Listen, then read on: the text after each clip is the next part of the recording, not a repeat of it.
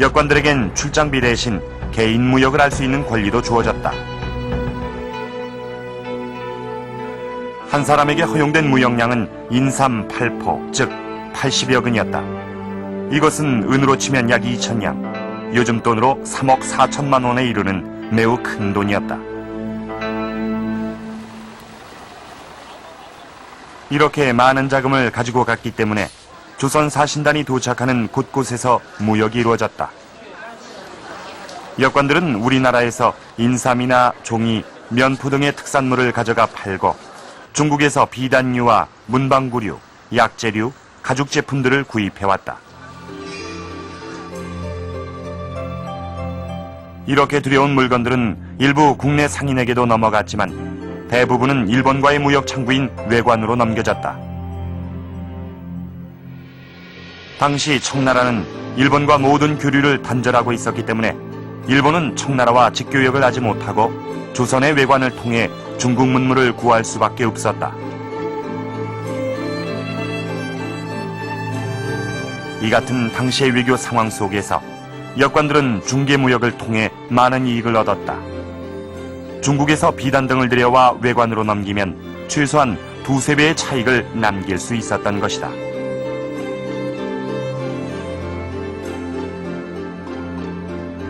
(19세기) 전반기 홍삼무역에서도 초기에 역관은 상당한 이익을 얻었던 것으로 생각이 됩니다.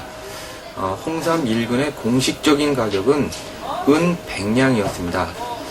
이것이 중국에 가서 팔아 넘겨질 때에는 은 350냥에서 700냥 가까이 받았던 것으로 생각됩니다. 따라서 한 3배에서 7배 정도의 이익이 있었던 것으로 생각이 됩니다. 이러한 그 무역을 통해서 역관들은 18세기 이후부터 상당히 부를 많이 축적했고 그러한 몇몇 가문에서는 상당한 재력가로서 존재했던 것으로 생각이 됩니다. 장희빈의 오촌당숙 장현 역시 이 같은 중개무역을 통해 재산을 모았다. 실록엔 장현의 무역 활동이 어느 정도 규모였는지를 짐작할 수 있는 내용이 있다. 효종 4년, 역관들이 무려 50수레가 넘는 인삼을 중국으로 가져가다가 발각된 일이 있었는데 그 임자로 지목된 사람이 바로 장현이었다. 인삼 50수레면 허용된 무역량을 훨씬 넘는 규모였지만 장현은 별다른 처벌도 받지 않았다. 특권무역이라고 봐야겠죠. 그러니까 조정에서는 이런 역관들한테 이제 무역의 기회를 보장해주고 또 역관들은 나라의 그 외교나 정보 수집이나 뭐 이런 걸 위해서 헌신함으로써 서로 보장되는 그런 특별한 체제였다. 그러니까 특권무역 상인이 될 수 있었다. 뭐 이렇게 봐야 되겠죠. 장현이 이 같은 특권을 누릴 수 있었던 것은 그 외교적인 능력에 힘입은 바 컸다. 병자호란 후 소현세자를 수행해 중국에 가서 6년 동안이나 머문 덕분에 장현은 청나라의 사정을 속속들이 파악할 수 있었다. 때문에 40여 년간 30여 차례나 사신으로 중국을 오가게 됐고 이 과정에서 무역을 통해 막대한 부를 쌓을 수 있었던 것이다.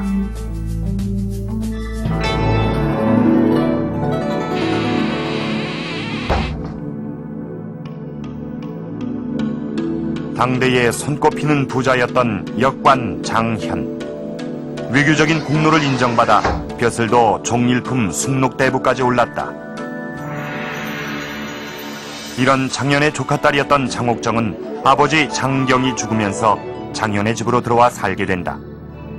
비록 중인의 신분이었지만 나라 제1의 재산가였던 장현의 집에서 풍족하게 자랄 수 있었던 것이다.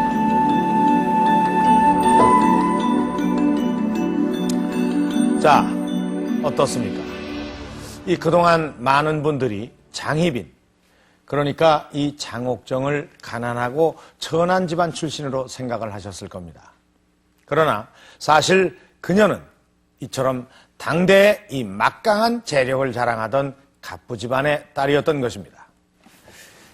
그렇다면 여기서 또 한 가지 의문이 생깁니다. 이처럼 풍족한 생활을 할 수 있었던 장옥정이 왜 궁녀가 된 걸까요?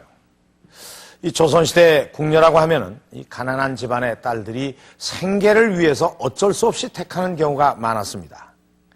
이 나라 제일로 꼽히는 부자를 숙부로 둔 장옥정에게는 해당되지 않는 이야기죠. 그런데 이런 장옥정이 대체 어떤 이유로 궁녀의 길을 택하게 된 것일까요? 숙종 6년인 1680년 경신 환국이 일어난다. 환국이 시작이 된 것은 이른바 삼복의 변. 그러니까 당시 영의정이던 허적과 그의 아들 허견이 왕실의 종친이던 복선군 삼형제와 함께 영모를 꾀했다는 사건이었다.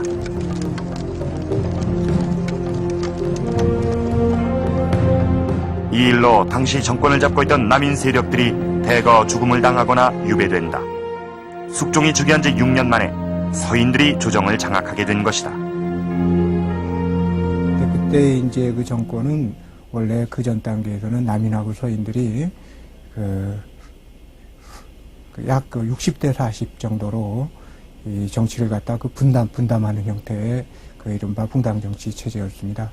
그런데 숙종 이후부터는 그런 어떤 그 상호간에 분담하는 정치가 무너지고 일당이 그 정치를 완전히 장악하는 일당전제 정치로 그 정권이 바뀝니다. 그래서 그 다음에 한 하루아침에 그 다음 정권으로 그냥 일당전제가 넘어가고 그 다음에 또 하루아침에 일당전제가 돼서 그 다음에 남인으로 넘어가고 이런 정치를 보통 황국정치라고 부릅니다.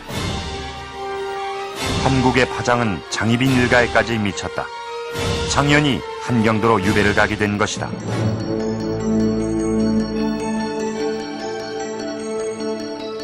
숙종실록엔 역관 장현의 환국과 연루된 사정이 기록돼 있다.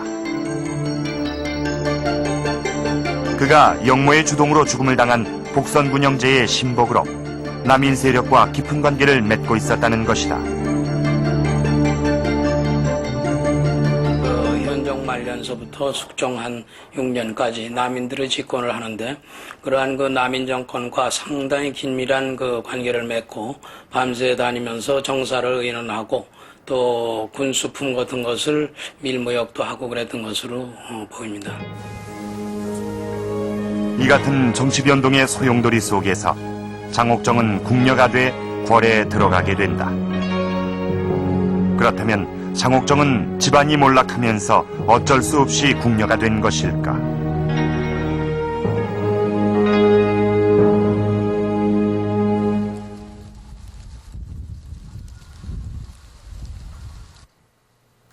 조선시대 당쟁사를 연구해온 이덕일 박사. 그는 장옥정의 입궁에 또 다른 배경이 있다고 보고 있다. 바로 남인 세력과의 결탁이다.